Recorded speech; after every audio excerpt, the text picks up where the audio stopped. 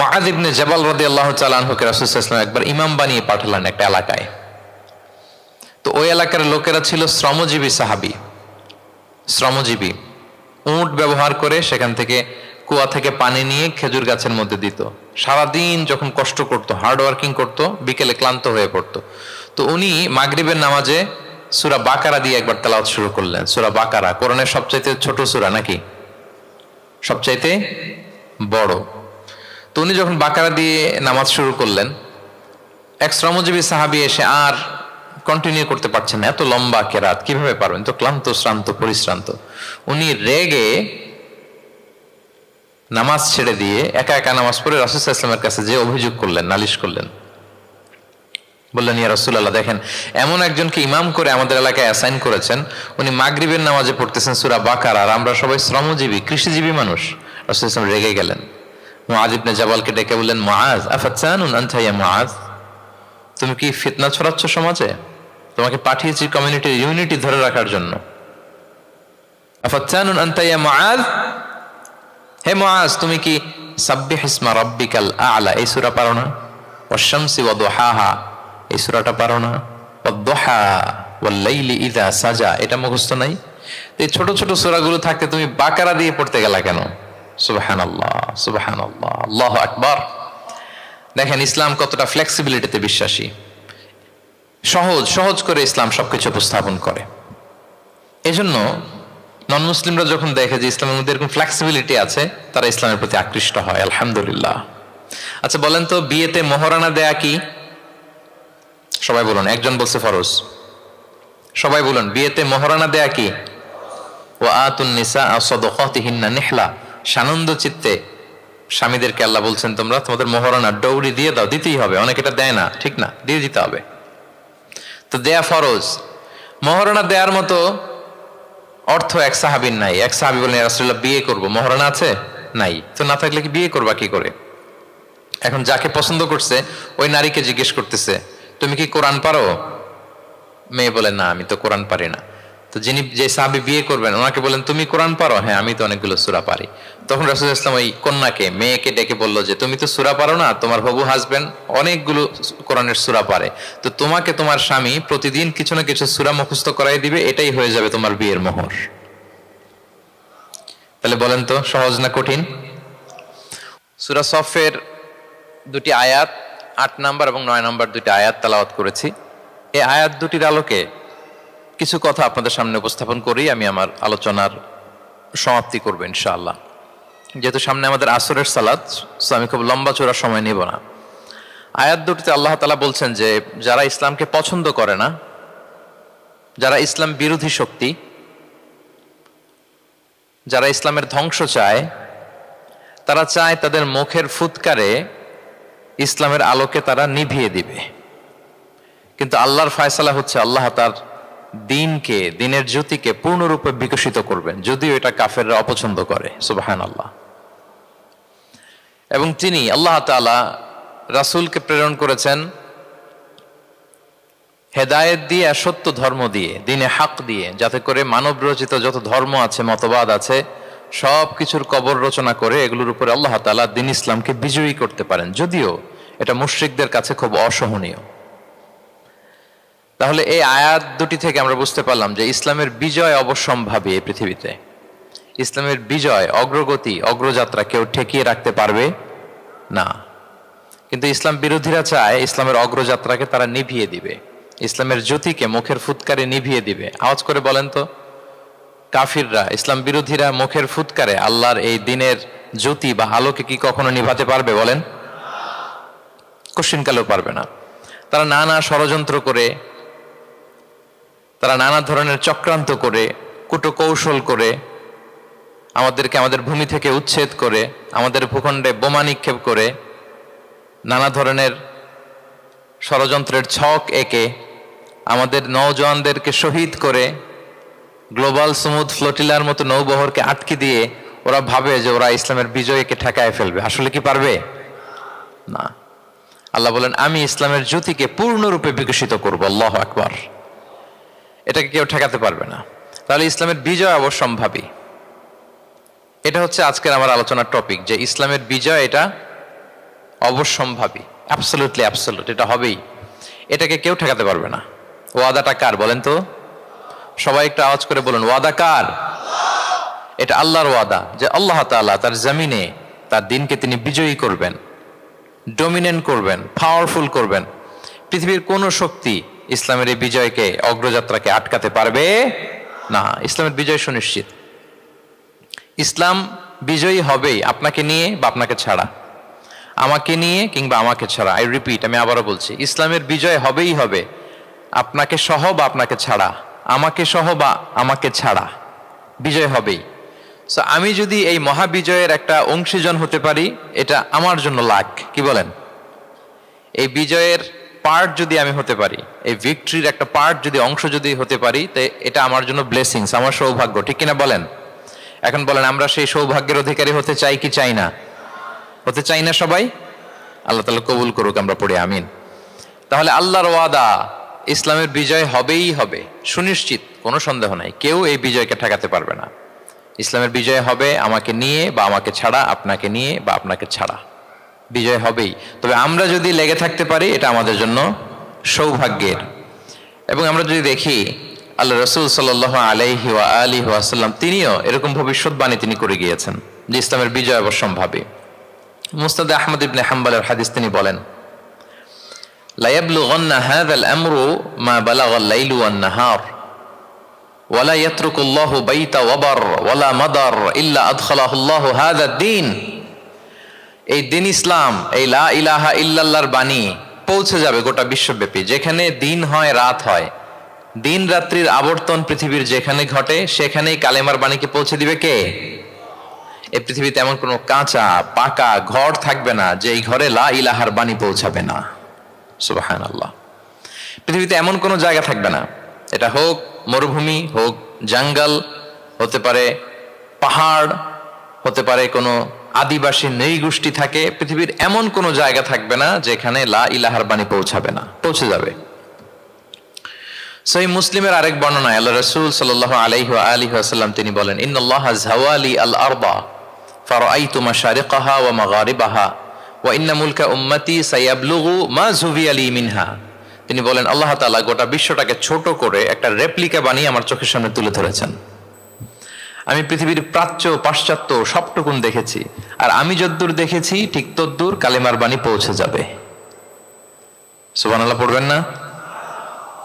তার মানে গোটা বিশ্বব্যাপী ইসলামের সুমহান বাণীকে পৌঁছে দিবে কে? আল্লাহ পৌঁছে দিবেন। আল্লাহর ওয়াদা আর নবী আলাইহিস সালামের ভবিষ্যৎবাণী। তো ইসলামের এই বিজয়ের অংশী যেন আমরা হতে পারি, আল্লাহ আমাদেরকে তৌফিক দান করুক।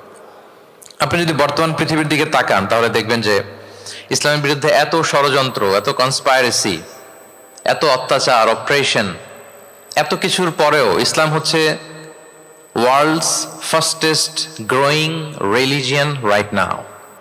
পৃথিবীর সবচাইতে গ্রোয়িং রিলিজিয়ান হচ্ছে ইসলাম, সবচাইতে।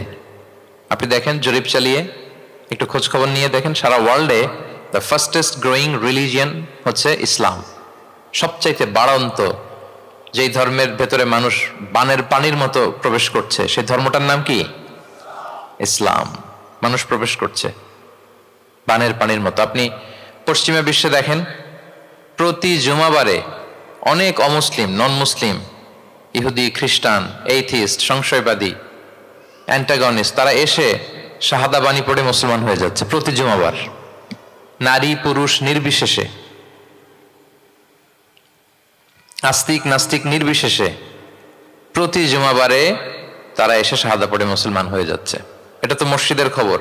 রাস্তাঘাটেও আমাদের পশ্চিমা বিশ্বের দায়ীরা রাস্তার মধ্যেও দাওয়াতি কাজ করে, আলহামদুলিল্লাহ। এটাকে স্ট্রিট দাওয়া বলে। এই যে এরকম টেবিল নিয়ে বসে কোরআনের ট্রান্সলেশন নিয়ে, কিছু ইসলামের সহজ সরল বই নিয়ে তারা নন মুসলিমদের সাথে ইসলাম নিয়ে কথা বলে, আর ওরা খুব ফ্রেন্ডলি মানুষের সাথে মেশে কথা বলে, ফলে ইজিলি তাদেরকে অ্যাপ্রোচ করা যায়।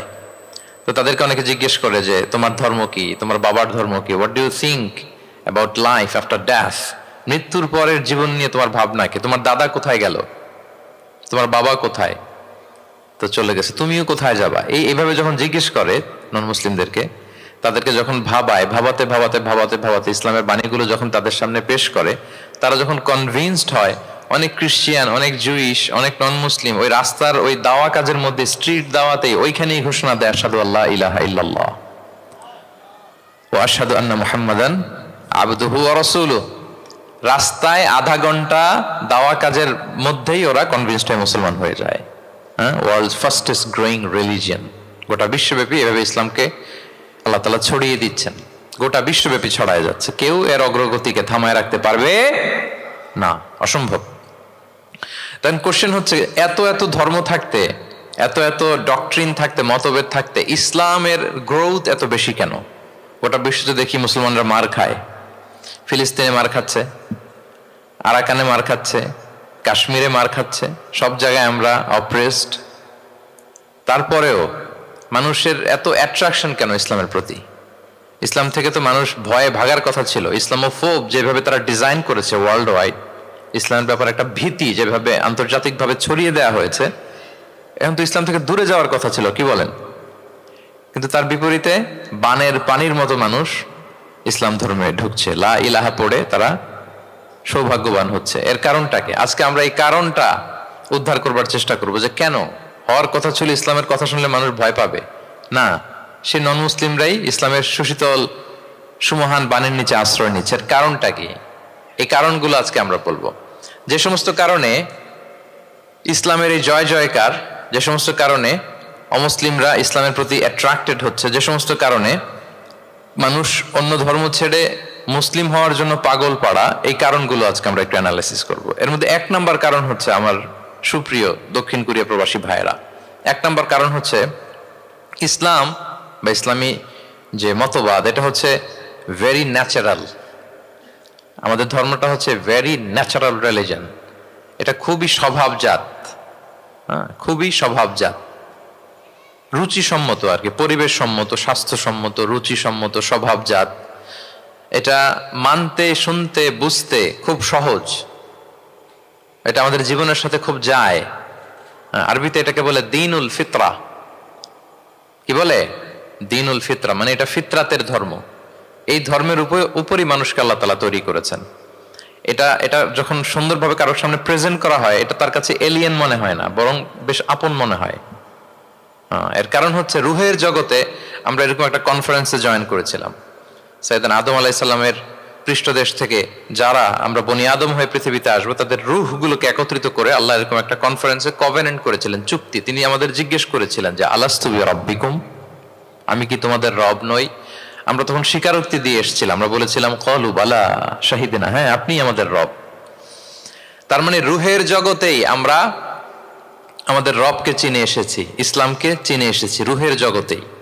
ফলে দুনিয়াতে যখন কেউ সুন্দর করে কোনো অমুসলিমের সামনে ইসলামকে পেশ করে, প্রেজেন্ট করে, তার কাছে ইসলামকে বড্ড চেনা চেনা লাগে, ইসলামকে বড্ড আপন আপন লাগে। কারণ ইসলাম তার কাছে নতুন না, সে তো অনেক আগে ইসলামের সাথে পরিচিত হয়ে এসেছে। সুবহানাল্লাহ। রুহের জগতেই সে ইসলামকে চিনে এসেছে, ইসলামের সাথে একটা ইন্টারাকশন তার রুহের জগতেই ছিল। ফলে দুনিয়াতে যখন চমৎকার ভাবে কারোর সামনে ইসলামকে প্রেজেন্ট করা হয়, ইসলামকে তার কাছে অপরিচিত লাগে না, এলিয়েন মনে হয় না, বরং বড্ড আপন আপন লাগে তার কাছে ইসলামকে। ফলে সহজে সে ইসলামকে গ্রহণ করতে পারে। তাহলে এটাকে বলা হয় ফিতরাত। ফিতরাত, ফিতরাতাল্লাহিল্লাতী ফাতারান নাস আলাইহা লা তাবদীলা লিখালকিল্লাহ। আল্লাহর প্রকৃতির অনুসরণ করো। আল্লাহ বলেন যে প্রকৃতির উপর আল্লাহ তাআলা মানুষকে বানিয়েছেন, আল্লাহর সৃষ্টি কাঠামোতে কোনো পরিবর্তন নেই। তাহলে সবাই এই ফিতরাত ইসলামের উপরই জন্মায়। অন্য হাদিসে আল্লাহ রাসূল সাল্লাল্লাহু আলাইহি ওয়াসাল্লাম বলেন যে মা মিন মাউলুদিন ইল্লা ইউলাদু আলাল ফিতরাহ ফাআবাওয়াহু ইউহাউবিদানিহি আও ইউনাসসিরানিহি আও ইউমাজ্জিসানিহি। মানে সব মানুষ ইসলামের উপর জন্মায়, পরে তার মা বাবারা হয়তো তাকে ইহুদি বানায় বা হিন্দু বানায় বা অগ্নি উপাসক বানায়, কিন্তু তার আসল ধর্ম হচ্ছে ইসলাম। আওয়াজ করে বলেন তো, আসল ধর্ম কি? আসল ধর্ম ইসলাম। সে ফিতরাতের উপর জন্মগ্রহণ করেছে, এমনিতেই বাই ডিফল্ট তার মনটা ইসলামের দিকে টানে। এই পৃথিবীতে যা কিছু ভালো, যা কিছু কল্যাণকর, যা কিছু আমাদের সাথে খাপ খায়, সুইট করে, সহজে সুইটেবল হয়, এটাই ফিতরাত। এটাই কি? ফিতরাত। তো সব মানুষ ফিতরাতের উপর জন্মেছে, ইসলামের উপর জন্মেছে। মেরাজের রাতে রাসূল সাল্লাল্লাহু আলাইহি ওয়াসাল্লামকে দুইটা পেয়ালা দেয়া হয়েছে। তিনি বললেন উতি চুবি ইনা আইন, আমাকে জিব্রাইল আলাইহিস সালাম দুইটা বাটি দিল বা পেয়ালা দিল, ফি আহাদিহিমা লাবান ওয়া ফিল আখারি খামর, এর একটার মধ্যে ছিল দুধ আর একটা মদ, আমি দেখতে পাচ্ছিলাম না কোনটাই কি। আমাকে যখন দেয়া হলো ফা আখাযতুল লাবান, আমি দুধের বাটি নিলাম। তখন জিবরিল আলাইহিস সালাম বললেন আসবতাল ফিতরা, আপনি ফিতরাতটাই নিয়েছেন, মানে যেটা ভালো ওইটাই নিয়েছেন, যেটা আপনার সাথে সুইট করে ওইটাই নিয়েছেন। সুবহানাল্লাহ পড়েন। তাহলে ইসলাম হচ্ছে দ্বীনুল ফিতরাহ, এটা ফিতরাতি ধর্ম, এটা অতিরিক্ত চাপিয়ে দেয়া না, এটাই আমাদের ধর্ম। এজন্য ইসলামকে প্রেজেন্ট করলে আমাদের সামনে সুন্দরভাবে, এটা আমাদের কাছে অস্বাভাবিক মনে হয় না, খুবই স্বাভাবিক মনে হয়, ভেরি ন্যাচারাল মনে হয় ইসলামকে আমাদের কাছে। এটা হচ্ছে ফিতরাতের ধর্ম। এই কারণে অমুসলিমরা ইসলামের প্রতি আকৃষ্ট হচ্ছে, কারণ ইসলাম মানা, ইসলাম বোঝা, ইসলামকে প্র্যাকটিস করা মানুষের জন্য সহজ। এটা স্বভাবজাত ধর্ম, তার এটা ভেরি ন্যাচারাল, প্রাকৃতিক, রুচিসম্মত, স্বভাবসম্মত। এজন্য ইসলামের প্রতি মানুষ আকৃষ্ট হয়। এই পয়েন্টটাকে সবাই বুঝতে পেরেছেন? দ্বীনুল ফিতরা বুঝতে পেরেছেন সবাই? আচ্ছা, এটা হচ্ছে ন্যাচারাল রিলিজিয়ন, এই কারণে মানুষ আকৃষ্ট হয়। 2 নাম্বার, ইসলামের প্রতি এত আকৃষ্ট হওয়ার কারণ হচ্ছে দ্য ইউনিভার্সালিটি অফ ইসলাম। আরবিতে এটাকে বলে আল উমুম, মানে ইসলামের সার্বজনীনতা। ইসলাম হচ্ছে ভেরি ওপেন মাইন্ডেড রিলিজন, সবাইকে অ্যাকোমোডেট করতে পারে। পৃথিবীতে যত ফেইথ আছে, Islam is more accommodative than any other faith. যে কোনো ফেইথ বা বিশ্বাসের চেয়ে ইসলাম ভেরি অ্যাকোমোডেটিভ, সবার জন্য খোলা। The door of Islam is open for everybody 24/7। যখনই কেউ আসতে চায় ইসলামে, ওয়েলকাম। একজন খ্রিস্টান ভাই যদি বলে যে আমি মুসলিম হতে চাই, তার জন্য কোনো বাধা আছে বলেন? আমাদের পক্ষ থেকে কোনো না আছে নাকি? আচ্ছা, কোনো ইহুদি যদি বলে মুসলিম হব, কোনো সমস্যা?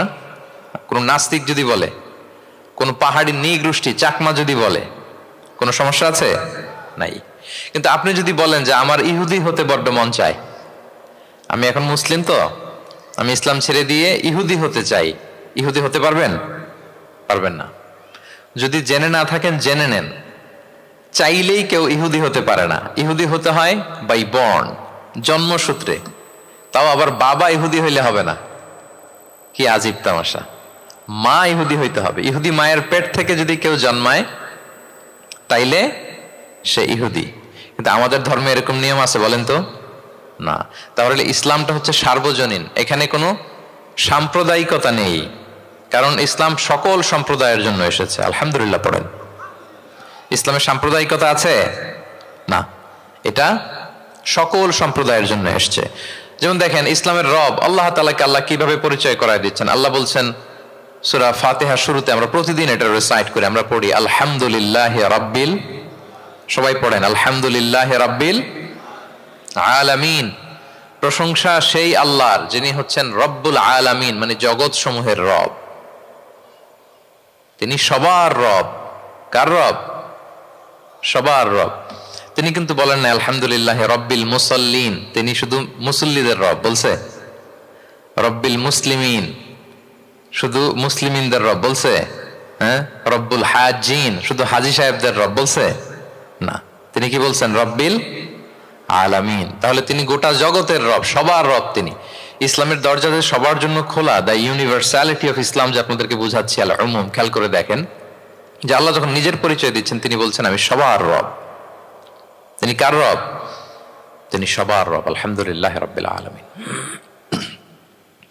এবং রাসূলুল্লাহ সাল্লাল্লাহু আলাইহি ওয়া আলিহি ওয়াসাল্লামের পরিচয় যখন আল্লাহ তাআলা করায় দিচ্ছেন, তখন আল্লাহ বলছেন ওয়ামা আরসালনাকা ইল্লা রাহমাতাল লিল আলামিন, I have sent you as a mercy for all the worlds. নবী হে, আপনি গোটা বিশ্বের সবার জন্য রহমত। সুবহানাল্লাহ। আল্লাহ বলছে যে শুধু মুসলমানদের জন্য রহমত? কথা বলেন। শুধু আরবদের জন্য রহমত? শুধু সাদা চামড়ার মানুষদের জন্য রহমত? শুধু পুরুষদের জন্য রহমত? না। তিনি রহমত কাদের জন্য বলেন তো দেখি, বুঝে থাকলে। আল্লাহর হাবিব সাল্লাল্লাহু আলাইহি ওয়াসাল্লাম কাদের জন্য রহমত বলেন তো সবাই? সবার জন্য রহমত। দেখেন ইউনিভার্সালিটি অফ ইসলাম, ইসলাম যে সবার জন্য। আচ্ছা, আল্লাহ সবার, রাসূলও সবার। এবার ইসলামের কিতাব কোরআনের দিকে যদি খেয়াল করি, কোরআনের পরিচয় দিতে যে আল্লাহ তাআলা বলেছেন ইন হুয়া ইল্লা যিকরা লিল আলামিন, নিশ্চয়ই কোরআনটা হচ্ছে জগৎবাসীর জন্য যিকরা, উপদেশ, রিমাইন্ডার। তাহলে কোরআনও সবার জন্য নাকি শুধু আমাদের? প্রিয় ভাইরা, কোরআন কি শুধু আমাদের বই? না, এটা হিন্দু ভাইদেরও বই। এটা নাস্তিকদেরও বই, এটা বুদ্ধিস্টদেরও বই, তাদের হেদায়েতের কথাও এখানে আছে, এটা সবার বই, এটার ওনারশিপ সবার, এটা আমাদের সবার। তাহলে দেখেন, আমাদের রব সবার, আমাদের রসুল সবার, আমাদের কিতাব সবার। তাহলে ইসলামে কোনো সংকীর্ণতা নেই, ইসলামে কোনো সাম্প্রদায়িকতা নেই, কোনো সম্প্রদায়ের জন্য ইসলাম আসেনি, ইসলাম এসেছে সবার জন্য। আলহামদুলিল্লাহ পড়েন। তাহলে দ্য ইউনিভার্সালিটি অফ ইসলাম, এটা ক্লিয়ার না সবার কাছে? বুঝতে পেরেছেন? তাহলে কেন ইসলাম দ্য ফাস্টেস্ট গ্রোয়িং রিলিজিয়ান, গোটা বিশ্বে সবচাইতে বেশি গ্রো হচ্ছে ইসলামের? দুইটা কারণ বলে ফেলেছি। এক নম্বর কি ছিল বলেন তো, মনে আছে কিনা কারো? দেখি, ভেরি ন্যাচারাল রিলিজিয়ান। কে বলছে ন্যাচারাল? দেখি, এই মাশাআল্লাহ। কি উনি শুধু বুঝলো নাকি, আর বাকিরা বললেন না? যে এক নম্বর কি ছিল? ন্যাচারাল। ইসলাম হচ্ছে ভেরি ন্যাচারাল রিলিজিয়ান, স্বভাবজাত, প্রাকৃতিক ধর্ম। আমাদের মনের সাথে, প্রকৃতির সাথে খাপ খায় না এরকম কোনো আইন বিধান ইসলামে নাই। গেল। দুই নাম্বার কি বললাম? জোরে, সার্বজনীন, সার্বজনীন ধর্ম, সবার। এটা কোনো নির্দিষ্ট গোষ্ঠী, কোনো সম্প্রদায়ের জন্য ইসলাম আসে নাই। আচ্ছা, তিন নাম্বার হচ্ছে ফ্লেক্সিবিলিটি। ইসলাম অনেক ফ্লেক্সিবল একটা রিলিজিয়ান। আরবিতে এটাকে বলে আত-তাইসির, মানে ইসলামে কাঠিন্যতা নেই, ইসলামের বিধানগুলো সহজ। বলেন, ইসলামের বিধান মানতে আপনাদের কঠিন লাগে? আল্লাহ বলেন, ইউরিদুল্লাহু বিকুমুল ইউসরা ওয়ালা ইউরিদু বিকুমুল উসর। আল্লাহ তোমাদের জন্য সহজ চান, কঠিন চান না। আল্লাহ কি চায়? সবাই বলুন। আল্লাহ সহজ চায়, আল্লাহ কঠিন চায় না। আমরা অনেক সময় কঠিন করে দিনকে উপস্থাপন করি, জটিল করে দিনকে উপস্থাপন করি। ওমা জাআলা আলাইকুম ফিদ-দীনি মিন হারাজ। আল্লাহ তাআলা দিনে কোনো জটিলতা রাখেননি, কিন্তু আমরা খুব কঠিন করে উপস্থাপন করি। আল্লাহ বারবার বলেছেন সহজ সহজ সহজ, লা ইউকাল্লিফুল্লাহু নাফসান ইল্লা উসআহা। আল্লাহ সাধ্যের বাইরে কাউকে কিছু চাপিয়ে দেন না। আমাদের যদ্দূর সাধ্যে কোলায় ঠিক তদ্দূরই আল্লাহ চাপিয়ে দেন। সুবহানাল্লাহ। ইসলাম কত সহজ, কতটা সহজ আমি আপনাদেরকে বুঝিয়ে বলছি, আপনারা একটু মনোযোগ দিয়ে শুনুন। একটা ছোট্ট হাদিস আপনাদের সাথে শেয়ার করি। এক সাহাবী আল্লাহ রাসূল সাল্লাল্লাহু আলাইহি ওয়া আলিহি ওয়াসাল্লামের কাছে এসে তিনি বললেন, ইয়া রাসূলুল্লাহ হালাকতু ইয়া রাসূলুল্লাহ, হে রাসূল আমি তো শেষ। আমি তো, শুনতেছেন, মনোযোগ আছে? আমি তো শেষ। রাসূল সাল্লাল্লাহু আলাইহি ওয়াসাল্লাম বললেন, ওমা আহলাকা, কি হয়েছে তোমার? তো সে বলে, ওয়াকাআতু আলা ইমরাআতি ফি রমাদান, আমি তো রমজান মাসে দিনের বেলায় আমার স্ত্রীর সাথে মেলামেশা করে ফেলছি, একেবারে ফাইনাল মেলামেশা, আমার সিমেন আউট হয়ে গেছে বডি থেকে। এজন্য সে অস্থির হয়ে রাসূল সাল্লাল্লাহু আলাইহি ওয়াসাল্লামের কাছে এসে, ইয়া রাসূলুল্লাহ আমি তো শেষ, আমারে বাঁচান, আমারে বাঁচান। কি হয়েছে? বলে, দিনের বেলায় রমজানে স্ত্রীর সাথে মেলামেশা, ইন্টিমেসি নিষেধ, আমি তো ইন্টিমেসিতে চলে গেছি, আমার কি হবে, আমারে বাঁচান। তো আপনারা জানেন যে ইচ্ছাকৃত যদি কেউ রোজা ভাঙে, আমি আপনাদেরকে বোঝাচ্ছি হচ্ছে ফ্লেক্সিবিলিটি, ইসলাম যে কতটা ফ্লেক্সিবল এটা আগে মাথায় রাখেন, যে what is the essence of flexibility in Islam. কতটা ফ্লেক্সিবল ইসলামের নিয়ম কানুন আর তাইসির। ইচ্ছা করে যদি কেউ রোজা ভাঙে, তার বিধান হচ্ছে তার কাজাও করতে হবে, কাফফারাও দিতে হবে। কাজা মানে একটা রোজার জন্য আরেকটা রোজা, আর কাফফারা হচ্ছে হয় তাকে একটা দাস আজাদ করতে হবে, অথবা তাকে 60টা রোজা রাখতে হবে টানা, অথবা 60 জন মিসকিনকে খাওয়াতে হবে। তো সে যখন এসে বললো, ইয়া রাসূলুল্লাহ আমাকে বাঁচান, কি করবো আমি? রাসূল সাল্লাল্লাহু আলাইহি ওয়াসাল্লাম বললেন, আচ্ছা ঠিক আছে, তুমি এই কাজ করে ফেলছো, তোমার তো পেনাল্টি হয়েছে। তো পেনাল্টি কি? তো বলে যে, রাসূল সাল্লাল্লাহু আলাইহি ওয়াসাল্লাম বললেন যে তুমি একটা দাস আজাদ করে দাও। বলে, ইয়া রাসূলুল্লাহ এই সক্ষমতা আমার নাই, আমি দাস আজাদ করবো কোত্থেকে? আচ্ছা এটা পারবা না, তো তাহলে টানা 60টা রোজা রাখো কাফারা হিসেবে, টানা 60 দিন রোজা রাখতে হবে, রমজান চলে যাওয়ার পরে 60 দিন রোজা, এটা রাখো। বলে, ইয়া রাসূলুল্লাহ এটাও পারবো না, আমি টানা 60 দিন রোজা আমি রাখতে পারবো না। আচ্ছা এটাও যদি না পারো, তাহলে তুমি 60 জন মিসকিনকে খাবার খাইয়ে দাও। এবার সে বলে, ইয়া রাসূলুল্লাহ খাবারও খাওয়াতে পারবো না, আমি এই সামর্থ্য নাই।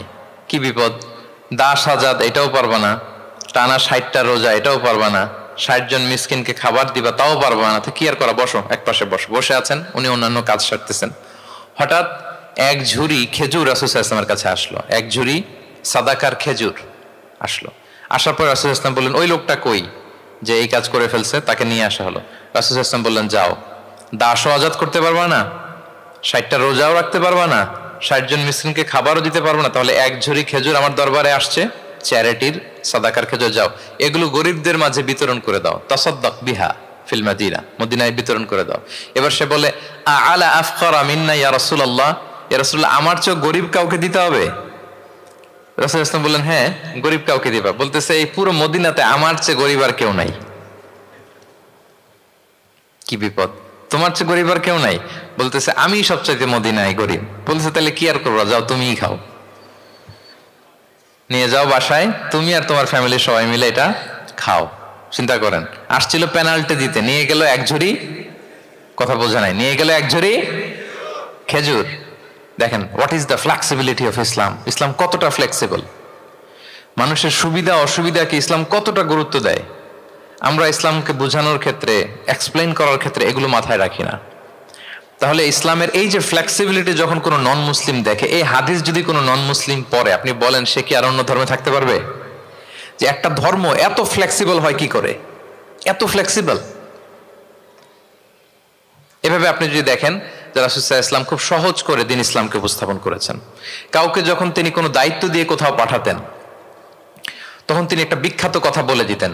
সব সময় বলতেন যে বাশশিরু ওয়ালা তুনাফিরু, ইয়াসসিরু ওয়ালা তুআসসিরু। তোমরা মানুষকে সুসংবাদ দাও দিনের ব্যাপারে, মানুষকে ভয় দেখিও না, দিন থেকে ভাগিও না। ইয়াসসিরু, তোমরা দিনকে সহজ করে প্রেজেন্ট করো, ইসলামকে জটিল করে মানুষের সামনে কখনো প্রেজেন্ট করো না। ফ্লেক্সিবিলিটি। আল্লাহ রাসূল সাল্লাল্লাহু আলাইহি ওয়াসাল্লাম তিনি একবার মসজিদে নববীতে বসা, এক বেদুইন আসলেন। বেদুইন, নোমাডিক গায়, বেদুইন যার মধ্যে সভ্যতার ছোঁয়া লাগেনি। তো সে মসজিদে ঢুকেই উঠে চড়ে আসলেন, উটটাকে মসজিদের পিলারের মধ্যে বেঁধে রাসূল সাল্লাল্লাহু আলাইহি ওয়াসাল্লামকে সালামও দিচ্ছে না। কি দিচ্ছে না? সালামও দিচ্ছে না, কথাও বলতেছে না। মসজিদে ঢুকে পিলারের মধ্যে উটটাকে বেঁধে 2 রাকাত নামাজ পড়া শুরু করছে। 2 রাকাত নামাজের পরে দোয়া করতেছে। কি দোয়া জানেন? দোয়ায় বলতেছে আল্লাহুম্মা আরহামনি ওয়া মুহাম্মাদা ওয়া লা তারহাম মা'ানা আহাদা। মানে আল্লাহ তুমি শুধু আমাকে রহম করো আর মুহাম্মদ সাল্লাল্লাহু আলাইহি ওয়াসাল্লামকে রহম করো, আমাদের দুইজনের সাথে আর কাউরে তুমি রহম করো না। বেদুইন হলে যা হয়, তার যে এটিকেটস অফ দোয়া, দোয়ার যে আদব, অন্যের জন্য দোয়া করলে যে নিজের লাভ এটা ভুলে গেছে। আপনারা এটা জানেন তো যে অন্যের জন্য দোয়া করলে লাভ? জানেন? আপনি যদি এক ভাইয়ের জন্য দোয়া করেন যে আল্লাহ সে অসুস্থ, তুমি তাকে সুস্থ করে দাও, ফেরেশতারা বলতে থাকে আল্লাহ যিনি এই দোয়াটা করলেন তার কোনো অসুস্থতা থাকলে আগে তুমি তাকে সুস্থ করে দাও। ধরেন যে আপনার এক ভাই দারিদ্রের কষাঘাতে জর্জরিত, টাকা পয়সা না, আপনি দোয়া করলেন যে আল্লাহ আমার ভাইটা আর্থিক সমস্যায় আছে, তার আর্থিক সমস্যা দূর করে দাও। ফেরেশতারা দোয়া করে আল্লাহ যিনি দোয়া করলো তার যদি আর্থিক সমস্যা থাকে তুমি আগে তার আর্থিক সমস্যা দূর করে দাও। সুবহানাল্লাহ, সুবহানাল্লাহ বিহামদি। তো এক লোক এই হাদিসের ফজিলত শুনে ইফতারির পূর্ব মুহূর্তে, যেহেতু দোয়া কবুল হয়, তার ওয়াইফ ইফতারি তৈরি করতেছে, এই হাদিসের ফজিলত শুনে এক লোক তার বন্ধুর জন্য দোয়া করতেছে যে আল্লাহ আমার বন্ধুটার তো এখনো বিয়ে হয় নাই, তুমি সুন্দরী রূপবতী একটা স্ত্রীর ব্যবস্থা করে দাও আল্লাহ আমার বন্ধুর। এই দোয়া শুনে তার স্ত্রী তো রেগে মেগে আগুন, সেই ইফতারি রেখে দিয়ে এসে বলে এই এত বড় সাহস, কি দোয়া করো এসব উল্টা পাল্টা।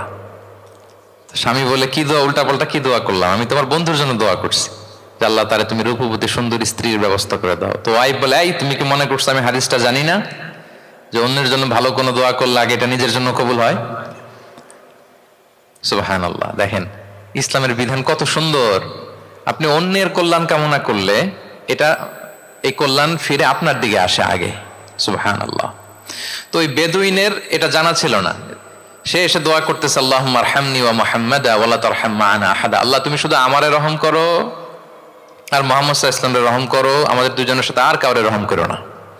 রাসূল ইসলাম তাকিয়ে বলেন হায় রে, একটা প্রশস্ত বিষয়কে সে সংকীর্ণ করে ফেললো। আফসোস করে বলতেছে, কারণ আল্লাহর দরবারে রহমের কি কোনো ঘাটতি আছে বলেন তো? আল্লাহর দরবারে রহমতের কোনো কমতি আছে? নাই। রাসূল ইসলাম বলে সে তো সবাইকে ইনক্লুড করতে পারতো। আচ্ছা গেল, দোয়া শেষে এবার সে মসজিদে নবীর মাঝখানে বসে পেশাব করা আরম্ভ করছে।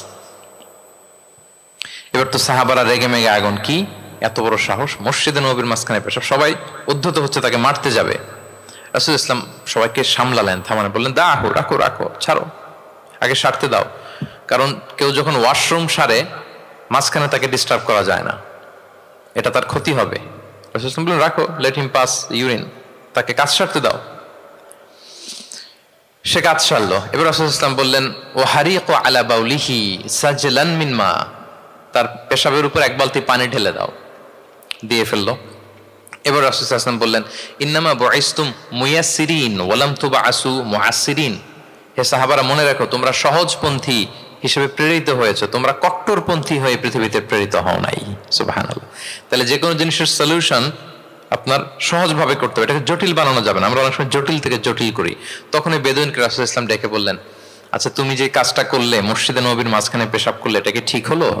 তুমি কি জানো এটা আল্লাহর ঘর, এটা আমাদের মদিনার কমিউনিটির ইবাদতগাহ, এখানে আমরা আল্লাহর ইবাদত করি, আল্লাহর জিকির করি, আল্লাহর কিতাব তেলাওয়াত করি, এটা কি তোমার ঠিক হলো? এইভাবে যখন আদর দিয়ে পরম মমতায় তাকে বুঝিয়ে বলা হলো, সে লজ্জিত হয়ে মাথা নিচু করে ফেললো। সুবহানাল্লাহ। রাসূল সাল্লাল্লাহু আলাইহি ওয়াসাল্লামের কাছে ক্ষমা চাইল।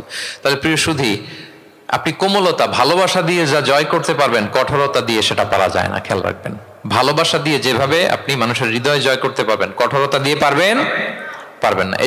এজন্য ইসলাম ফ্লেক্সিবিলিটিতে বিশ্বাস করে। ফ্লেক্সিবিলিটি, লা ইউকাল্লিফুল্লাহু নাফসান ইল্লা উসআহা। আল্লাহ সাধ্যের বাইরে কাউকে কখনো কিছু চাপিয়ে দেয় না। এজন্য ইসলামকে সহজ করে উপস্থাপন করতে বলেছেন তিনি। মুআয ইবনে জাবাল রাদিয়াল্লাহু তাআলা আনহুকে রাসূল সাল্লাল্লাহু আলাইহি ওয়াসাল্লাম একবার ইমাম বানিয়ে পাঠালেন একটা এলাকায়। তো ওই এলাকার লোকেরা ছিল শ্রমজীবী সাহাবী, শ্রমজীবী। উট ব্যবহার করে সেখান থেকে কুয়া থেকে পানি নিয়ে খেজুর গাছের মধ্যে দিত। সারাদিন যখন কষ্ট করতো, হার্ড ওয়ার্কিং করতো, বিকেলে ক্লান্ত হয়ে পড়তো। তো উনি মাগরিবের নামাজে সূরা বাকারা দিয়ে একবার তেলাওয়াত শুরু করলেন। সূরা বাকারা কোরআনের সবচাইতে ছোট সূরা নাকি সবচাইতে বড়? তো উনি যখন বাকারা দিয়ে নামাজ শুরু করলেন, এক শ্রমজীবী সাহাবী এসে আর কন্টিনিউ করতে পারছেন না, এত লম্বা কেরাত কিভাবে পারবেন, তো ক্লান্ত শ্রান্ত পরিশ্রান্ত। উনি রেগে নামাজ ছেড়ে দিয়ে একা একা নামাজ পড়ে রাসূল সাল্লাল্লাহু আলাইহি ওয়াসাল্লামের কাছে যে অভিযোগ করলেন, নালিশ করলেন। বললেন, ইয়া রাসূলুল্লাহ, দেখেন এমন একজনকে ইমাম করে আমাদের এলাকায় অ্যাসাইন করেছেন, উনি মাগরিবের নামাজে পড়তেছেন সূরা বাকারা, আর আমরা সবাই শ্রমজীবী কৃষিজীবী মানুষ। রাসূল সাল্লাল্লাহু আলাইহি ওয়াসাল্লাম রেগে গেলেন। মুআয ইবনে জাবালকে ডেকে বললেন, মুআয আফাতানুন আনতা ইয়া মুআয, তুমি কি ফিতনা ছড়াচ্ছ সমাজে? তোমাকে পাঠিয়েছি কমিউনিটির ইউনিটি ধরে রাখার জন্য। আফাতানুন আনতা ইয়া মুআয, হে মুআয, তুমি কি সাব্বিহ ইসমা রাব্বিকাল আ'লা এই সূরা পারো না? ওয়াশ শামসি ওয়া দুহাহা এই সূরাটা পারো না? ওয়াদ দুহা ওয়াল লাইলি ইযা সাজা এটা মুখস্থ নাই? এই ছোট ছোট সূরাগুলো থাকতে তুমি বাকারা দিয়ে পড়তে গেলা কেন? সুবহানাল্লাহ, সুবহানাল্লাহ, আল্লাহু আকবার। দেখেন ইসলাম কতটা ফ্লেক্সিবিলিটিতে বিশ্বাসী। সহজ করে ইসলাম সবকিছু উপস্থাপন করে। এজন্য নন মুসলিমরা যখন দেখে যে ইসলামের মধ্যে এরকম ফ্লেক্সিবিলিটি আছে, তারা ইসলামের প্রতি আকৃষ্ট হয়। আলহামদুলিল্লাহ। আচ্ছা বলেন তো, বিয়েতে মোহরানা দেয়া কি? সবাই বলুন। একজন বলছে ফরজ। সবাই বলুন, বিয়েতে মোহরানা দেয়া কি? ওয়া আতুন নিসা সাদাকাতিহিন্না নিহলা, সানন্দ চিত্তে স্বামীদেরকে আল্লাহ বলছেন তোমরা তোমাদের মোহরানা ডৌরি দিয়ে দাও, দিতেই হবে। অনেক এটা দেয় না, ঠিক না, দিয়ে দিতে হবে। তো দেয়া ফরজ। মোহরানা দেওয়ার মতো অর্থ এক সাহাবীর নাই। এক সাহাবী বলেন, ইয়া রাসূলুল্লাহ বিয়ে করব, মোহরানা আছে? নাই। তো না থাকলে কি বিয়ে করবা কি করে? এখন যাকে পছন্দ করছে ওই নারীকে জিজ্ঞেস করতেছে, তুমি কি কোরআন পারো? মেয়ে বলে, না আমি তো কোরআন পারি না।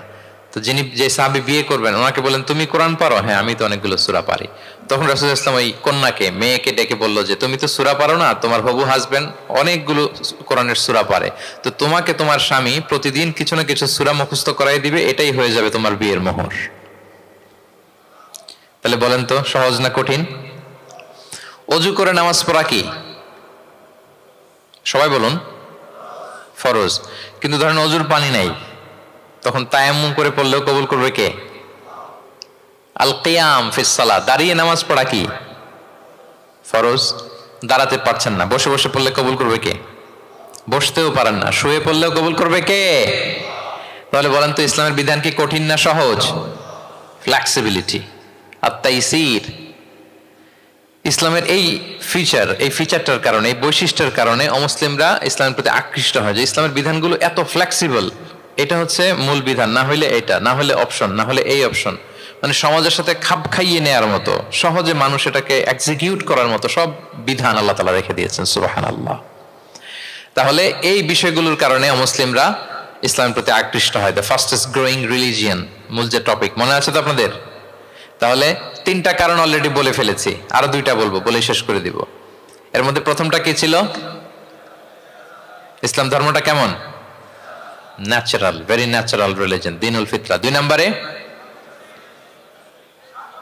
সার্বজনীন, দ্য ইউনিভার্সালিটি অফ ইসলাম, আল উমুম, এটা সবার জন্য এই ধর্মটা। 3 নম্বরে কি বললাম? ফ্লেক্সিবিলিটি, ইসলাম খুব ফ্লেক্সিবল, এটা সহজে মানা যায়, সহজে এটাকে পালন করা যায়, এজন্য অমুসলিমরা আকৃষ্ট হয়। 4 নম্বর হচ্ছে ব্যালেন্সড অ্যাপ্রোচ অফ ইসলাম। ইসলামের বিধানগুলো খুবই ব্যালেন্সড, ভারসাম্যপূর্ণ আর কি, এর মধ্যে পরিমিতি বোধ আছে, ভারসাম্য বোধ আছে, এটা ব্যালেন্সড। এই কারণে ইসলামের প্রতি মানুষ আকৃষ্ট হয়। এখানে বাড়াবাড়িও নাই, ছাড়াছাড়িও নাই, মাঝামাঝি, বাড়াবাড়িও নাই, ছাড়াছাড়িও নাই। আমার সাথে সাথে বলেন, কি নাই? বাড়াবাড়িও নাই, আর কি নাই? ছাড়াছাড়িও নাই, বরং মাঝামাঝি, ব্যালেন্সড অ্যাপ্রোচ। ইসলামের সবকিছু দেখবেন ব্যালেন্সড। وَكَذَلِكَ جَعَلْنَاكُمْ أُمَّةً وَسَطًا لِتَكُونُوا شُهَدَاءَ عَلَى النَّاسِ وَيَكُونَ الرَّسُولُ عَلَيْكُمْ شَهِيدًا। অনুরূপভাবে আমি তোমাদেরকে ব্যালেন্স জাতি বা মধ্যমপন্থী জাতি হিসেবে তোমাদেরকে পৃথিবীতে প্রেরণ করেছি, যাতে করে তোমরা অন্য জাতির উপর সাক্ষী হতে পারো, আর নবী হতে পারেন তোমাদের উপর সাক্ষী। তাহলে আমাদের ধর্মটা খুবই ভারসাম্যপূর্ণ, খুবই কি ভারসাম্যপূর্ণ, বাড়াবাড়িও নাই, ছাড়াছাড়িও নাই। দেখেন, বিশ্বাসীদের বৈশিষ্ট্যের কথা বলতে যে আল্লাহ তাআলা বলছেন, ওয়াল্লাযীনা ইযা আনফাকু লাম ইউসরিফু ওয়া লাম ইয়াকতুরু ওয়া কানা বাইনা যালিকা খাওয়ামা। বিশ্বাসীরা যখন দান করে, দানের ক্ষেত্রে তারা কৃপণতাও করে না, আবার অপচয়ও করে না, বরং মাঝামাঝি দান করে, বরং কি মাঝামাঝি দান। রাসূলুল্লাহ সাল্লাল্লাহু আলাইহি ওয়াসাল্লামের একটা অভ্যেস ছিল, তার কাছে কেউ কিছু চাইলে উনি না বলতে পারতেন না। কি বলতে পারতেন না? সবাই বলুন। রাসূলুল্লাহ সাল্লাল্লাহু আলাইহি ওয়াসাল্লাম কি বলতে পারতেন না? না, কেউ কিছু চাইবে আর উনি না বলবেন, এই না ওনার ডিকশনারিতে নাই, না বলতে জানতেন না। তো একবার রাসূলুল্লাহ সাল্লাল্লাহু আলাইহি ওয়াসাল্লামের মাত্র একটা মাত্র জামা, কয়টা জামা? একটা। তো এক ফরিয়া দিয়ে এসে রাসূলুল্লাহ সাল্লাল্লাহু আলাইহি ওয়াসাল্লামকে বললেন, ইয়া রাসূলুল্লাহ, আমাকে একটা জামা দিন, আমি বস্ত্রহীন। তো রহমতের নবী কি আর করবেন, যেহেতু না বলতে জানেন না, কাউকে ফিরিয়ে দিতে জানেন না, নিজের জামাটাই খুলে দিয়ে দিলেন। সুবহানাল্লাহ। এখন ওনার গায়ে তো জামা নাই, আছে? উনি জামাহীন অবস্থায় ঘরে বসে আছেন। আল্লাহ তাআলা আয়াত নাযিল করলেন, ওয়াল্লাযীনা ইযা আনফাকু লাম ইউসরিফু ওয়া লাম ইয়াকতুরু ওয়া কানা বাইনা যালিকা কাওয়ামা। বিশ্বাসীরা যখন দান করে, তারা কৃপণতাও করে না, আবার বাড়াবাড়িও করে না, মাঝামাঝি থাকে, মধ্যম পন্থা। মানে বুঝাতে চাইলেন, আল্লাহ তাআলা এই কথা দিয়ে বুঝাতে চাইলেন, নবী হে, জামা যদি দুটো থাকতো তাহলে না হয় একটা দিতেন, দুটো যদি থাকতো একটা দিতেন, এখন ছিল কয়টা? এটাই যখন দিয়ে দিয়েছেন, এখন আপনি পড়বেন কি? সুবহানাল্লাহ বিহামদি। ভারসাম্য শিখালেন আল্লাহ। তাহলে ইসলাম হচ্ছে ভারসাম্যের ধর্ম, ব্যালেন্সড রিলিজিয়ান, বাড়াবাড়িও নাই, ছাড়াছাড়িও নাই। সাহাবাদের মনের মধ্যে একবার কৌতূহল জাগলো যে রাসূল সাল্লাল্লাহু আলাইহি ওয়াসাল্লাম রাত্রিবেলা কি আমল করে, দিনের বেলা কি আমল করে, ওনার ব্যক্তিগত আমলগুলো কেমন, একটু দেখে আসি। তো ওনার খোঁজ লাগালেন। খোঁজ লাগিয়ে যা পেলেন, তাদের খুব একটা মনোপুত হলো না। ওনারা ভাবলেন যে রাসূল সাল্লাল্লাহু আলাইহি ওয়াসাল্লাম হয়তো আরো বেশি আমল করেন, কিন্তু ওনাদের কাছে মনে হলো যে কিছুটা বোধহয় কমই হয়ে যাচ্ছে। তো একজন বলল, আরে রাসূল সাল্লাল্লাহু আলাইহি ওয়াসাল্লামের তো আগের পরের সব গুনাহ মাফ, গফিরা লাহু মা তাকাদ্দামা মিন যামবিহি ওয়া মা তাআখার। ওনার তো কোনো গুনাহই নাই, এই আমল ওনার জন্য ঠিক আছে, আমাদের জন্য ঠিক না, আমাদের আরো বাড়াই করতে হবে। তো কি করা যায়? এই চিন্তা থেকে এরা একজন বলে যে তাইলে একটা কাজ করি, আমি আর এখন থেকে রাতে ঘুমাবো না, সারা রাত তাহাজ্জুদ করবো। সারা রাত কি করবো? আচ্ছা। আরেকজন বলে, তাহলে আমি কালকে থেকে যে নফল রোজা রাখা শুরু করব, জীবনেও মরার আগের দিন পর্যন্ত আর রোজা ভাঙবো না, খালি রোজা চলতেই থাকবে, সাওমে বিসাল। আচ্ছা, দুইজন তো দুইটা নিয়ে নিছে, আরেকজন কি করবে? আরেকজন বলে, তোরা যা করছস, আমি এক কাজ করি, আমি আর আমার স্ত্রীর কাছেই যাব না, সন্ন্যাসী হয়ে গেলাম, আর বউদের কাছে যাব না, সন্ন্যাসী জীবন, খালি আল্লাহ বিল্লাহ, ইবাদত, জিকির, আজকার, দোয়া, দুরুদ পড়তে পড়তে জীবন শেষ করে দেব। তিনজন তিনটা নিয়ে নিল। এই কথা যখন রাসূলুল্লাহ সাল্লাল্লাহু আলাইহি ওয়া আলিহি ওয়াসাল্লাম তিনি শুনলেন, তিনি অপছন্দ করলেন। তিনি বললেন, মা বালু আকওয়ামিন ইয়াকুলুনা কাযা ওয়া কাযা। তোমাদের কি হলো? ডাকলেন, সমাবেশ করে বলেন, এই নাম ধরে বলতেন না। তিনি কিভাবে মানুষকে কারেক্ট করতেন দেখেন, সংশোধন করতেন। এই তুমি নাকি এটা বলছো, দাঁড়াও আব্দুল্লাহ, এই আব্দুর রহমান তুমি দাঁড়াও, এই আব্দুল করিম, তিনজনে তিন খারাপ কাজ করছো, এইভাবে সংশোধন করতেন না। কারণ নাম ধরে দাঁড় করালে তারা তো অন্যদের সামনে অপদস্থ হবে, কি বলেন ঠিক কিনা? নাম না ধরে তাদের কাজ নিয়ে বললেন যে মা বালু আকওয়ামিন ইয়াফআলুনা কাযা ওয়া কাযা, মা বালু আকওয়ামিন ইয়াকুলুনা কাযা ওয়া কাযা। আচ্ছা, তোমাদের মধ্যে কয়েকজন নাকি এই কাজের ঘোষণা দিছো, তোমাদের মধ্যে কয়েকজন, তাহলে যেই তিনজন দিছে এরা তো বুঝে ফেলছে যেগুলো আমাদের কি বলতেছে, ঠিক কিনা বলেন? আর বাকিরাও সতর্ক হয়ে গেল। এবার রাসূল সাল্লাল্লাহু আলাইহি ওয়াসাল্লাম বললেন, না, তোমাদের এই কাজটা ঠিক হয়নি। ইন্নী লা আখশাকুম লিল্লাহি ওয়া আতকাকুম লাহু, তোমাদের মধ্যে আমি নবী সবচেয়ে বেশি আল্লাহকে ভয় করি, আমি সবচেয়ে বড় মুত্তাকি। কই, আমি তো রাতে ঘুমাই আবার তাহাজ্জুদ পড়ি, কিছু সময় ঘুমাই কিছু সময় তাহাজ্জুদ পড়ি। এই ভারসাম্য রেখে জীবন চালাতে আমার তো তাকওয়ার কোনো ক্ষতি হয় না। আমি তো স্ত্রীদের সাথে মিশি, আমার তো কোনো সমস্যা হয় না। আমি মাঝে মাঝে নফল রোজা রাখি সোম বৃহস্পতি, বাকি দিনগুলোতে দিনের বেলা আমি খাই। কই, এই ভারসাম্যপূর্ণ জীবন আচরণে আমি নবী হয়ে তো আমার কোনো সমস্যা হয় না, তোমাদের তো সমস্যা কোথায়? সুবহানাল্লাহ। তাহলে রাসূল সাল্লাল্লাহু আলাইহি ওয়াসাল্লামের চাইতে যদি কেউ বড় মুত্তাকি হতে চায়, হতে পারবে বলেন তো? না। সেই নবী রাতে কখনো নির্ঘুম থাকতেন না, only accept the last 10 days of Ramadan. রমাদানের শেষ 10 রাতে রাসূল সাল্লাল্লাহু আলাইহি ওয়াসাল্লাম ঘুমাতেন না। আর সারা বছরের রুটিন হচ্ছে এশার পরেই ঘুম দিয়ে এরপর রাসূল সাল্লাল্লাহু আলাইহি ওয়াসাল্লাম শেষ রাতে তাহাজ্জুদ পড়তেন, মানে ঘুমোতেন আবার নামাজ পড়তেন, ব্যালেন্সড। ইবাদত করতেন, স্ত্রীদের সাথেও মিশতেন, মাঝে মাঝে রোজা রাখতেন, আবার মাঝে মাঝে না রেখে খাবার খেতেন দিনের বেলা। সুবহানাল্লাহ। তাহলে এটাকে বলে the balanced approach of Islam, আরবিতে বলে আল ওয়াসাতিয়াতু ওয়াল ইতিদাল, মানে মধ্যমপন্থী থাকা, ভারসাম্যপূর্ণ থাকা। ইসলামের অনন্য একটা বৈশিষ্ট্য হচ্ছে এই আল ওয়াসাতিয়া, মানে দ্য ব্যালেন্সড অ্যাপ্রোচ, ভারসাম্যপূর্ণ জীবন বিধান। এগুলো যখন অমুসলিমরা দেখে তারা অবাক হয়ে যায়। সম্মানিত সুধী, আপনারা যদি ঈসা আলাইহিস সালামের ব্যাপারে আমাদের আকীদা দেখেন, বিশ্বাস, তাহলে আরো ক্লিয়ার হবেন যে আমরা অন্য ধর্মের চেয়ে কিভাবে ভারসাম্যপূর্ণ। খেয়াল করে শুনুন, খুব মজার ঘটনা, মজার ব্যাপার। ঈসা আলাইহিস সালামের ব্যাপারে আমাদের যে বিশ্বাস বা আকীদা, এটার দিকে খেয়াল করলেই বুঝবেন যে আমরা কেমন করে ব্যালেন্সড। আচ্ছা, আপনারা কি কেউ জানেন খ্রিস্টানরা ঈসা আলাইহিস সালামের ব্যাপারে কি বলে? কেউ জানেন? জানলে বলুন। আল্লাহর, নাউযু বিল্লাহি মিন যালিক, ওনারা ঈসা আলাইহিস সালামকে বলে আল্লাহর ছেলে, the son of God, Jesus Christ is the son of God, আল্লাহর ছেলে, নাউজুবিল্লাহ। তাহলে দেখেন ওনার সম্মান বাড়াইতে বাড়াইতে কোথায় নিছে? খোদার চেয়ারে নিয়ে বসাইছে, তাই না? ঈসা আলাইহিস সালামকে খ্রিস্টানরা কোথায় বসাইছে? আল্লাহর চেয়ারে, আল্লাহর সন্তান বানাই ফেলছে, নাউজুবিল্লাহ। তাহলে বাড়াবাড়ি করলো, কি করলো? ঈসা আলাইহিস সালামের ব্যাপারে খ্রিস্টানরা কি করলো? বাড়াবাড়ি। আচ্ছা, আপনারা কি জানেন ইহুদিরা ঈসা আলাইহিস সালামের ব্যাপারে কি বলে? কেউ জানেন? তারা ঈসা আলাইহিস সালামকে ওয়ালাদু জিনা বলে, বাস্টার্ড বলে, নাউযু বিল্লাহ। কি বলে? জিনার সন্তান, মানে জারদ সন্তান বলে আল্লাহর এই নবীকে ইহুদিরা। তাহলে ওনাকে অপমান করতে করতে ছাড়াছাড়ি, যেটা নামাতে নামাতে কত নিচে নামাইছে দেখছেন? তাহলে এক ধর্ম ওনারে উঠাতে উঠাতে আল্লাহর চেয়ারে, আর এক ধর্ম ওনারে নামাতে নামাতে জমিনের নিচে। আমরা কি বলি ঈসা আলাইহিস সালামের ব্যাপারে? দেখেন, আমরা বলি ঈসা আলাইহিস সালাম হচ্ছে আব্দুল্লাহি ওয়া রাসূলুহু, তিনি আল্লাহর বান্দা এবং আল্লাহর রাসূল। আল্লাহর বান্দা বলার মধ্য দিয়ে আমরা খ্রিস্টানকে রিফিউট করি, খ্রিস্টান কমিউনিটিকে, তোমরা যে আল্লাহর চেয়ারে নিয়ে বসাইছো এটা ভুল, ওইখানে না, আরো নিচে নামাইতে হবে, উনি আল্লাহর বান্দা। আর রাসূলুহু, সম্মানিত রাসূল বলে আমরা ইহুদিদেরকে রিফিউট করি, তাদের জবাব দেই যে না, তোমরা একজন নবীকে যে অপমান করে বলেছো উনি বাস্টার্ড, না, উনি রাসূলুহু, আল্লাহর প্রেরিত রাসূল, এই বলে ওনার সম্মানকে আমরা উপরে উঠাই। তাহলে একদল নিছিল ওইদিকে, ওইখান থেকে নিচে নামায় নিয়ে আসি, একদল মাটির নিচে ঢুকাই দিছে, ওইখান থেকে উপরে উঠাই নিয়ে আসি, তাহলে আমরা মাঝামাঝি থাকি। সুবহানাল্লাহ পড়বেন না? ঈসা আলাইহিস সালামের ব্যাপারে আমাদের আকীদা হচ্ছে মানহাজুল ওয়াসাতিয়াতি ওয়াল ইতিদাল, আমরা মাঝামাঝি থাকি। আচ্ছা, আমাদের যে বোনদের পিরিয়ড হয় প্রতি মাসে, মেনস্ট্রুয়েশনাল পিরিয়ড হয়, খ্রিস্টানরা কি করে জানেন?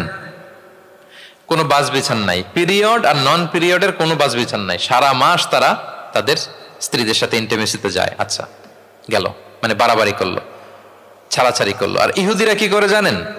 ইহুদিরা বোনদের যখন পিরিয়ড হয় স্ত্রীদের, তখন স্ত্রীদের সাথে কোনো কথাবার্তা, স্পর্শ কিছুই করে না, এদেরকে ঘর থেকে বের করে দেয়। তাদের আলাদা একটা ঘর থাকে, যে 5 দিন 7 দিন বোনদের পিরিয়ড হয়, ওই বাসায় থাকে, ওই রুমে, পিরিয়ড ভালো হয়ে যাবে, এরপর আমার এখানে আসবে। দেখেন, একদল করছে বাড়াবাড়ি, আরেক দল ছাড়াছাড়ি, কিন্তু ইসলামের কত সুমহান বিধান। কত সুমহান বিধান, পিরিয়ড চলাকালীন সব করা যাবে, কিন্তু ফাইনাল ইন্টিমেসি ছাড়া, আরবিতে যেটাকে বলে আল জিমা, এটা ছাড়া। তাহলে দেখেন, এই যে ঈসা আলাইহিস সালাম এবং এই যে বোনদের পিরিয়ডের যে বিধান, এক্ষেত্রে আমাদের ভারসাম্যপূর্ণ বিধান ফুটে ওঠে, যেটাকে বলে ব্যালেন্সড অ্যাপ্রোচ অফ ইসলাম, ইসলামের ভারসাম্যপূর্ণ বিধান। তো ইসলামের এই ব্যালেন্সড অ্যাপ্রোচ যখন অমুসলিমরা দেখে, তারা ইসলামের প্রতি আকৃষ্ট হয়ে যায়। আলহামদুলিল্লাহ। তাহলে কয়টা বললাম?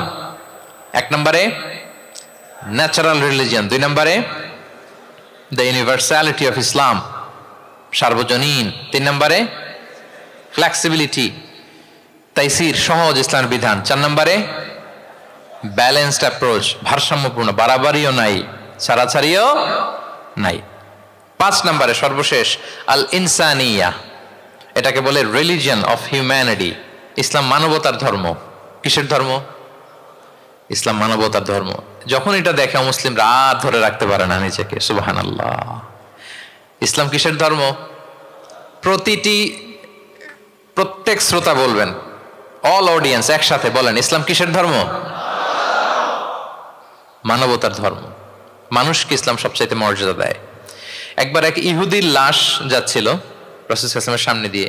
এই লাশ দেখে, ইহুদির লাশ দেখে নবী সাল্লাল্লাহু আলাইহি ওয়াসাল্লাম দাঁড়িয়ে গেলেন। সাহাবারা বললেন, ইয়া রাসূলুল্লাহ, ইন্নাহু ইয়াহুদি, আপনি দাঁড়ালেন যে, এটা তো ইহুদির লাশ। রাসূল সাল্লাল্লাহু আলাইহি ওয়াসাল্লাম বললেন, আওয়ালাইসাত নাফসান, এটা কি মানুষ না? সুবহানাল্লাহ পড়বেন না? আওয়ালাইসাত নাফসান, হোক না ইহুদি, হোক না খ্রিস্টান, হোক না মাজুসি, অগ্নি উপাসক, সে তো মানুষ। তাকে মানুষ হিসেবে কনসিডার করে তাকে সম্মান দিতে যে আমি দাঁড়িয়েছি। সুবহানাল্লাহ বিহামদি। তাহলে মানবতাকে ইসলাম গুরুত্ব দেয়, মানুষকে ইসলাম কি করে? গুরুত্ব দেয়। আল্লাহ বলেন, ওয়ালাকাদ কাররামনা বানি আদম, I have dignified the status of the sons of Adam. আমি বনি আদমের স্ট্যাটাসকে বাড়িয়েছি, মর্যাদাকে বাড়িয়েছি। মানুষ মাত্রই তার সম্মান আছে না নাই? দেখেন, আল্লাহ আমাদেরকে এত সম্মানিত করেছেন, ঈমান আনার ব্যাপারে আমাদেরকে কোনো জোর জবরদস্তি করেন নাই, স্বাধীনতা দিয়েছেন। আমরা ফ্রি টু অ্যাকসেপ্ট ইসলাম।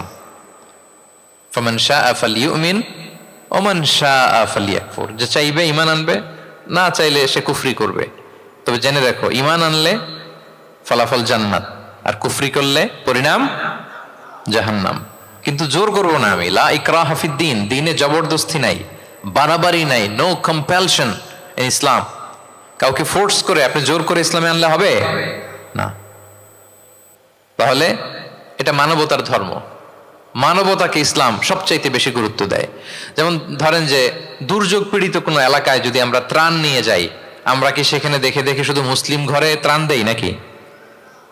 ওখানে মুসলিম থাকলে মুসলিম দেই, হিন্দুরা যদি থাকে তাদেরকে দেই। আমরা যদি কোনো দুর্যোগপূর্ণ এলাকায় যাই, সেখানে নাস্তিক থাকলে তার ঘরে আমরা ত্রাণ পৌঁছে দেই। আমরা যদি কোনো উদ্ধার কর্মে অংশগ্রহণ করেছি, ধরেন যে আগুন লেগেছে, আপনি উদ্ধার কর্মতে অংশগ্রহণ করেন, এখন খুঁজে খুঁজে যার মাথায় টুপি আরে আপনি বাঁচাবেন নাকি? যার গালে দাঁড়িয়ে আরে বাঁচাবেন না, আপনি সবাইকে বাঁচাবেন। আল্লাহু আকবার। মানবতা যেখানে বিপন্ন, সেখানেই ইসলামের সাপোর্ট আছে না নাই বলেন? যেখানেই মানবতা বিপন্ন, সেখানে ইসলাম পৌঁছে যায়। কারণ ইসলাম হচ্ছে দ্য রিলিজিয়ন অফ হিউম্যানিটি। এটা মানবতার ধর্ম। মানুষ হিসেবে ইসলাম সবাইকে কনসিডার করে। মদিনাতে একবার 60 জন খ্রিস্টান পাদ্রী আসবে নাজরান থেকে। খ্রিস্টান পাদ্রী কোন ধর্মের? খ্রিস্টান। এখন তাদের সাথে এই ফরেন ডেলিগেট যখন আসবে, কোথায় বসবে? রাসূল সাল্লাল্লাহু আলাইহি ওয়াসাল্লাম ওইরকম জায়গা তো নাই। এখন না রাজা বাদশাদের প্যালেস থাকে, প্রাসাদ, এটা সেটা, কোথায় বসবে? এক সাহাবী বলে, ইয়া রাসূলুল্লাহ, আমার কাছে খেজুর পাতা আছে, এটা বিছাই দেই, এটা একটা আসন করে এখানে বসি। রাসূল সাল্লাল্লাহু আলাইহি ওয়াসাল্লাম বললেন, না, এটা কেমন হয়? আরেক দল বলে যে, আমাদের তো একটু সূর্য হেলে গেলেই তো উহুদ পাহাড়ের ছায়া পাওয়া যায়, ওখানে নিয়ে বসি। রাসূল সাল্লাল্লাহু আলাইহি ওয়াসাল্লাম বললেন, না, এত দামি মেহমান, ওখানে বসা যায়? বলতে না বলতে 60 জন খ্রিস্টান পাদ্রী চলে আসছে। এখন রাসূল সাল্লাল্লাহু আলাইহি ওয়াসাল্লাম কোথায় বসতে দিবেন? উনি উপায়ন্তর না পেয়ে তাদের সবাইকে নিয়ে মসজিদে নববীর দরজা খুলে দিলেন। 60 জন খ্রিস্টানকে কোথায় ঢুকতে দিলেন? মসজিদে নববী। অনেক সিরাত গ্রন্থ এই বর্ণনাটাকে কভার করেছে। সিরা আল হালাবিয়া, জাদুল মাআদ ফি হাদি খায়রিল ইবাদ সহ অনেক সিরাত গ্রন্থে এসছে 60 জন খ্রিস্টান মুসলমানদের নবীর তৈরি করা প্রতিষ্ঠিত মসজিদের নবীর ভিতরে ঢুকে মিটিং সেরেছে। এবং এক বর্ণনায় এমনও এসেছে যে ইন দ্য মিন টাইম আসরের সময় ওদের যখন ইবাদতের সময় হয়েছে, রাসূল ইসলাম তাদেরকে ইবাদতের অনুমতি দিলেন। তারা তাদের কিবলা পূর্ব দিকে, 60 জন মিলে পূর্ব দিকে হয়ে তারা তাদের নিজেদের ইবাদত সেরেছে। সুবহানাল্লাহ। রাসূল ইসলাম এটা খ্রিস্টান না ইহুদি এটা কনসিডার করেন। রাসূল ইসলাম দেখেছেন তারা মানুষ। তারা কি মানুষ? যেমনি মানুষ মনে করে এক ইহুদির লাশ দেখে তিনি দাঁড়িয়ে গিয়েছেন আলাইহিস সালাতু ওয়াসসালাম। তাহলে ইসলাম মানবতাকে গুরুত্ব দেয়। এজন্য ইসলামকে বলা হয় রিলিজিয়ন অফ হিউম্যানিটি, আল ইনসানিয়া। এটা মানবতার ধর্ম। কিসের ধর্ম? এই পাঁচটা ইসলামিক ফিচার, ইসলাম ধর্মের এই 5টা ক্যারেক্টারিস্টিক্স বা ফিচার থাকার কারণে Islam is the fastest growing religion in the world right now. পৃথিবীতে সবচাইতে ইসলামের গ্রোথ বেশি। সবাই কালিমা শাহাদা পড়ে মুসলমান হয়ে যাচ্ছে নন মুসলিম দেশগুলোতে। আপনাদের সাউথ কোরিয়ার কথা আমি জানি না, আমি তো ওয়েস্টের অনেক দেশে গিয়েছি, অনেক জায়গায় আমাদের বন্ধুরা ইমাম খতিব হিসেবে আছে, তাদের কাছ থেকে শুনি রেগুলার নন মুসলিমরা, খ্রিস্টানরা তারা কালিমা পড়ে মুসলমান হয়ে যাচ্ছে। তাদের চার্চগুলো তারা বিক্রি করে দিচ্ছে, চার্চ সেনাগগুলো বিক্রি করে দিচ্ছে। গত সপ্তাহে, তার আগের সপ্তাহে আমার জাপানে প্রোগ্রাম ছিল, এক মসজিদে আলোচনা করলাম, দেখি যে মসজিদটা খুব সুন্দর। আমি বললাম এত সুন্দর মসজিদ, বলে যে শেখ এটা আগে ক্যাসিনো ছিল। ক্যাসিনো কি ছিল? ক্যাসিনো চিনেন তো? জুয়ার আসর বসতো আর কি এখানে। বলে যে আমরা ক্যাসিনো কিনে এটার মসজিদ বানায় ফেলছি। তো এই 5টা বিষয় থাকার কারণে অমুসলিমরা ইসলামের প্রতি আকৃষ্ট হচ্ছে। দেখি আরেকবার শুনি আপনাদের থেকে। 1 নম্বরে কি ছিল? এটা ন্যাচারাল রিলিজিয়ান, এটা প্রকৃতির ধর্ম, প্রাকৃতিক স্বভাবজাত। 2 নম্বরে এটা সার্বজনীন ধর্ম, দ্য ইউনিভার্সালিটি অফ ইসলাম। 3 নম্বরে ফ্লেক্সিবিলিটি আর তাইসির, এই ধর্মের বিধান মানা একেবারে সহজ। 5 নম্বরে ব্যালেন্সড অ্যাপ্রোচ, এটা ভারসাম্যপূর্ণ একটা জীবন বিধান। 4 নম্বরে 5 নম্বরে রিলিজিয়ন অফ হিউম্যানিটি, এটা মানবতার ধর্ম। কিসের ধর্ম? মানবতার ধর্ম। এই যে দেখেন এত সুন্দর যে ইসলাম, এইভাবে যদি আমরা প্রেজেন্ট করতে পারি নন মুসলিম আমার বন্ধুদের সাথে, কলিগদের সাথে, নেইবারদের সাথে, আমার ফ্রেন্ডসদের সাথে, ওরা ইসলামের ব্যাপারে আকৃষ্ট হবে না? বলেন।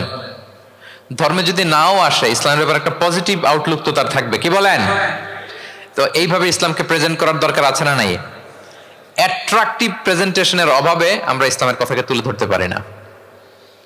ওরা যে মতবাদ, ওদের যে ডক্ট্রিন, ওদের যে আইডিওলজি, ওদের যে চিন্তা চেতনা, এই বস্তা পচা মতবাদকে ওরা সুন্দরভাবে বিউটিফাই করে, ফান্ডিং করে, এমন প্যাট্রনেজের সাথে গোটা বিশ্বে আনে, চোখ ধাঁধানো মনে হয়। কিন্তু আমাদের প্রপার প্রেজেন্টেশনের কারণে আমরা ইসলামকে নন মুসলিম বন্ধুদের কাছে তুলে ধরতে পারি না। এজন্য আমরা অমুসলিম দেশে যারা থাকি, এটা আমাদের সবার দায়িত্ব। We all are the ambassador of Islam in a non Muslim land. প্রত্যেকে আমরা ইসলামিক অ্যাম্বাসেডর। আপনাকে দেখে ওরা ইসলামকে জাজ করবে। আপনি যদি মিথ্যা বলেন তো আপনার গালে দিবে না, বলবে মুসলমানরাই এরকম, ঠিক কিনা? আপনি লেনদেনে যদি কারচুপি করেন, বলবে মুসলমানরাই এরকম। এজন্য আপনাকে অ্যাম্বাসেডারের ভূমিকা পালন করতে হবে নন মুসলিম দেশে। এবং নন মুসলিম দেশে স্থায়ীভাবে যদি কেউ থাকতে হয়, তার দাওয়াতের নিয়তে থাকতে হবে। It's a must, I repeat. অমুসলিম দেশে ব্যবসা করতে যাবেন অস্থায়ীভাবে, ওকে। চাকরি, ওকে। চিকিৎসা পারপাস, ওকে। পড়াশোনা, ওকে। কিন্তু স্থায়ীভাবে যদি কোনো অমুসলিম দেশের পাসপোর্ট নিয়ে থাকতে হয়, স্থায়ীভাবে, of course it should be with the intention of দাওয়া। দাওয়াতের নিয়তে থাকতে হবে। যেমনটি রাসূল সাল্লাল্লাহু আলাইহি ওয়াসাল্লাম সাহাবারা ইসলামের সুমহান বাণীকে প্রচার করার জন্য অমুসলিম ভূখণ্ডে ছড়িয়ে পড়েছেন। এজন্য যারা পাসপোর্ট পেয়ে গেছেন সাউথ কোরিয়ার, অথবা এদেশে আছে নাকি সিস্টেম পাসপোর্ট পাওয়ার? আছে? আচ্ছা, কে কে পাইছেন আর আমি জিজ্ঞেস করলাম না, এটা আপনাদের কাছেই থাক। কিন্তু যারা পেয়েছেন বা প্রসেসিং এ আছেন যে আমি এদেশের পাসপোর্ট নিব, অফকোর্স আপনার দাওয়াতি নিয়তে থাকতে হবে যে আমি ইসলামকে ছড়াই দিব, এই নিয়তে আছি, তাইলে থাকাটা বৈধ। তা না হলে অমুসলিম ভূখণ্ডে কোনো মুসলিম স্থায়ীভাবে বসবাস করতে পারবে? রাসূল সাল্লাল্লাহু আলাইহি ওয়াসাল্লামের ভয়ঙ্কর ধমক আছে একটা, তিনি বলেছেন আনা বারিউন মিন কুল্লি মুসলিম ইয়ুকিমু বাইনা আযহুরিল মুশরিকিন। আমি ওই প্রত্যেক মুসলমান থেকে আমি বারি, তার কোনো দায়ভার আমার নাই যে অমুসলিম ভূখণ্ডে মুশরিকদের সাথে থাকে। হ্যাঁ, গভীর হুঁশিয়ারি, সতর্কবার্তা, ওয়ার্নিং। কিন্তু যদি আপনি উইথ দ্য ইন্টেনশন অফ দাওয়াতে নিয়তে থাকেন যে এখানে আমি একটা মসজিদ করব, মসজিদের সাথে লেগে থাকবো, আমার বুদ্ধিস্ট প্রতিবেশীর কাছে আমি ইসলামের সুমহান বাণী পৌঁছে দিব, আমার কলিগদেরকে বুঝাবো দেখো ইসলাম খুব ফ্লেক্সিবল, এটা ন্যাচারাল রিলিজিয়ান, এটা মানবতার ধর্ম, এটা এমন এমন, এইভাবে আমি বুঝাবো, এই নিয়তে যদি আপনি থাকেন, তাহলে আপনি এই দেশে স্থায়ীভাবে থাকতে পারবেন। কথা কি বুঝতে পেরেছেন? এখন অন্যকে ইসলাম বুঝাইতে হলে তো আগে নিজের মানতে হবে নাকি? কথা বলেন। আপনি ইসলামের দাওয়া দিবেন, এখন আপনি নিজেই ইসলাম মানে না, তাহলে হবে? আগে নিজের মানতে হবে, কি বলেন? আগে নিজের ইসলামকে কি করতে হবে? মানতে হবে। আমার প্রিয় ভাইয়েরা, Islam is our identity, Islam is our honour. আমাদের সম্মান হচ্ছে ইসলামে। ওমর ফারুক রাদিয়াল্লাহু তাআলা আনহু বলতেন, নাহনু কওমুন আ'আজ্জানাল্লাহু বিল ইসলাম, আমরা এমন জাতি যে জাতিকে আল্লাহ তাআলা ইসলাম দিয়ে সম্মানিত করেছে। ফাইন ইবতাগাইনাল ইজ্জাতা বিগাইরিহি আযাল্লানাল্লাহ, ইসলাম ছাড়া অন্য কোথাও যদি আমরা সম্মান তালাশ করি তাহলে আমাদেরকে অপদস্থ করে ছাড়বেন কে? একটাই মনোনীত ধর্ম আল্লাহ তাআলার কাছে, সেটা হচ্ছে ইসলাম। আওয়াজ করে বলুন, সেটা কি? ইন্নাদ দীনা ইনদাল্লাহিল ইসলাম, একমাত্র আল্লাহর কাছে the accepted only one religion to Allah, সেটা হচ্ছে ইসলাম। ওমাই ইয়াবতাগি গায়রাল ইসলামি দীনান ফালান ইউকবালা মিনহু ওয়া হুয়া ফিল আখিরাতি মিনাল খাসিরিন, ইসলাম ছাড়া অন্য কিছু যদি কেউ তালাশ করে, সেটার সাথে নিজেকে জড়ায়, আল্লাহ তাআলা কবুল করবেন না। that will not be accepted from him in the day of judgment and he will be loser মিনাল খাসিরিন, সে হবে লুজার, হতভাগা হবে, দুর্ভাগা হবে। তাহলে আমরা যেন ইসলামকে আমাদের শেকড় হিসেবে কনসিডার করি, আমাদের ছেলে মেয়েদেরকে যেন ইসলামী তারবিয়ার উপর আমরা গড়ে তুলি, এবং ইসলামকে যেন আমরা ভেতর থেকে সবাই লালন করি, ধারণ করি, এবং ইসলামের সুমহান বাণীকে যেন আমরা পৌঁছে দেই সবাই অন্যদের কাছে। রাজি আছেন তো সবাই? তাহলে সাউথ কোরিয়ায় যারা স্থায়ীভাবে থাকতে চান, কোন নিয়তে থাকবেন? দাওয়াতের নিয়তে। we all should be a living দাঈ, আমরা লিভিং দাঈ হয়ে থাকবো। আমাদেরকে দেখলে, আমার চলনে বলনে কথনে, আমার ডিলিংস দেখেই যেন ভাই এত ভালো মানুষ, আরে এটাই তো সুন্দর, এটাই তো ইসলাম।